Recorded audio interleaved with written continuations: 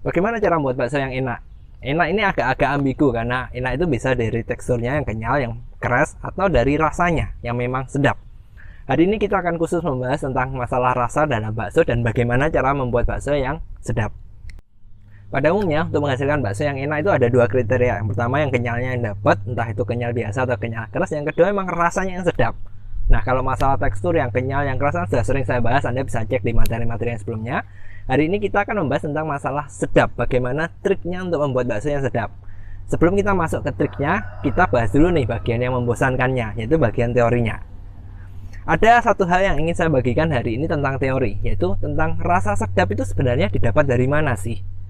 Umumnya rasa sedap itu didapat dari dua. Yang pertama adalah indera perasa lidah kita dan juga indera penciuman atau hidung kita. Nah, orang sering kali salah mengartikan hal ini karena mereka merasa kalau rasa sedap itu yang didapat dari lidah. Padahal ada dua yang beda dan ini memang beda sekali. Contoh nih, ini. Kalau kita makan sapi, bakso sapi lah. Anda tahu nggak rasa sapi itu kayak gimana? Bisa menjelaskannya nggak? Saya rasa kita tahu, kita bisa membedakan, oh ini bakso sapi, ini bakso ayam dan sebagainya. Tapi kalau kita disuruh menjelaskan dengan pasti, rasa sapi itu seperti A, B, C, dan seterusnya, kayaknya nggak bisa. Kenapa? Karena pada dasarnya, yang membuat manusia merasa, yang membuat kita merasa, oh ini rasa sapi, itu sebenarnya bukan dari lidah, bukan dari perasanya, tapi dari hidung, dari aroma. Nah, kenapa saya bahas ini? Karena kita perlu tahu, yang dimaksud dengan rasa yang sedap itu sebenarnya rasa dari lidah atau rasa dari aroma, dari indera penciuman kita. Karena dua hal ini berbeda, ya solusinya berbeda-beda. Oke, mari kita bahas yang pertama dulu deh, yang masalah lidah. Lidah manusia itu sebenarnya tidak bisa membedakan ini sapi, ini ayam, ini ikan dan sebagainya, itu nggak bisa. Yang bisa membedakan adalah penciumannya. Nah, indera perasa lidah ini bisa membedakan asin, manis, pahit, pedas, dan sebagainya. Kalaupun bisa sedap, sebenarnya yang bisa dirasakan lidah sedap itu adalah rasa lemak. Nah, saya ulangi sekali lagi, yang bisa dirasakan sedap di lidah itu adalah rasa lemak. Dan lemak ini didapat dari mana? Macam-macam.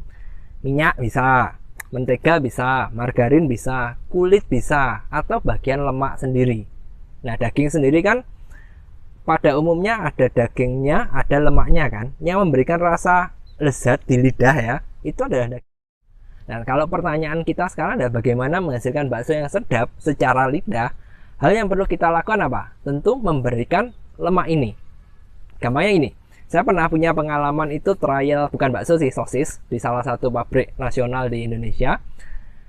Singkat cerita, secara tekstur ini sosisnya bagus sekali, digigit enak, fleksibilitasnya bagus, pokoknya sedap lah, aromanya pun enak. Tapi yang kurang apa? Rasanya itu ketika di lidah itu rasanya kurang sekali. Padahal daging yang digunakan adalah daging sapi yang grade-nya yang premium, yang grade pertama. Secara tekstur bagus, tapi dimakan tuh kurang sedap.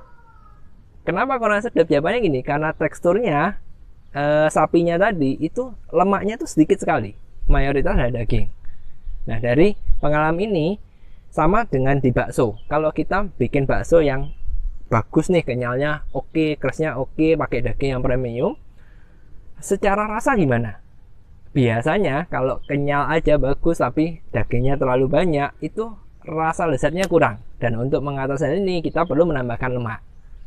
Atau alternatif kedua, kita bisa menggunakan grade daging yang nomor 2, yang di bawahnya.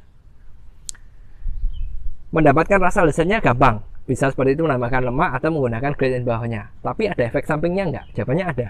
Karena ketika kita terlalu banyak menggunakan lemak, minyak, apapun itu ya, pokoknya mengandung lemak, kulit, dan sebagainya, ada kemungkinan hasil tekstur kita ini turun. Padahal kita maunya yang kenyal, kerasnya bagus, tapi rasanya juga sedap. Nah, untuk mengatasi hal ini, yang pertama yang bisa kita lakukan adalah formulasi. Kita harus tahu perbandingan daging sama lemaknya itu nggak terlalu banyak, dan ini nggak ada ilmu pastinya, ini Anda mesti trial dan error. Atau alternatif kedua, Anda nggak perlu pusing dengan resep, Anda cukup menambahkan bahan-bahan tambahan. Nah, bahan tambahannya apa saja saya rasa Anda sudah tahu kok, saya sering bahas. Apa? Yaitu kita perlu menambahkan protein, dan protein didapat dari ISP bisa, putih telur bisa, M100FT bisa. Pilihannya terserah Anda pilih yang mana, cocok yang mana, itu bisa membantu. Jadi hal yang pertama adalah kalau kita mau secara lidah itu lebih lezat, kita perlu menambahkan lemak. Tapi perhatikan kalau lemaknya terlalu banyak, teksturnya itu bisa turun. Dan untuk mencegah hal ini, supaya teksturnya tetap kenyal, tetap keras, kita perlu menambahkan protein. Nah, itu secara lidah, secara rasa. Lanjut nih, tadi kan bahasan yang pertama adalah gimana kita bisa membedakan ini sapi, ini ayam, padahal secara rasa itu nggak ada. Jawabannya dari aroma. Nah, kalau kita secara lidahnya sudah dapat dan kita mau menambahkan rasa lezat dari aroma, jawabannya berarti kita perlu menambahkan aroma sapi, ya kan? Aroma sapi itu didapat dari mana? Jawabannya sih sebenarnya mirip dengan yang pertama, yaitu didapat dari lemak tapi yang terbuat dari sapi. Nah, kalau rasa lidah ya, kita bisa ngakali dengan pakai mentega, margarin, minyak goreng, dan sebagainya. Kalau aroma, ya kita mau nggak mau mesti pure, yang kalau sapi ya sapi. Nah, alternatifnya apa? Ada dua. Yang pertama, kita bisa pakai yang namanya tetelan atau DMM. Apa itu? Saya sudah pernah membahas ini di materi sebelumnya, Anda cek aja tentang DMM, tetelan, atau serbuk daging. Ini bisa, tapi sama seperti yang pertama tadi sebelumnya, pemakaiannya jangan terlalu banyak.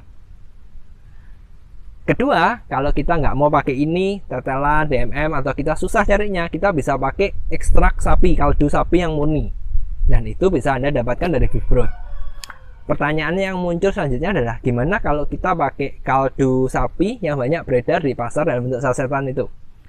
Jawabannya bisa, tapi ada satu hal yang perlu Anda perhatikan, bahwa yang beredar di pasar yang bentuk sasetan itu biasanya itu nggak murni.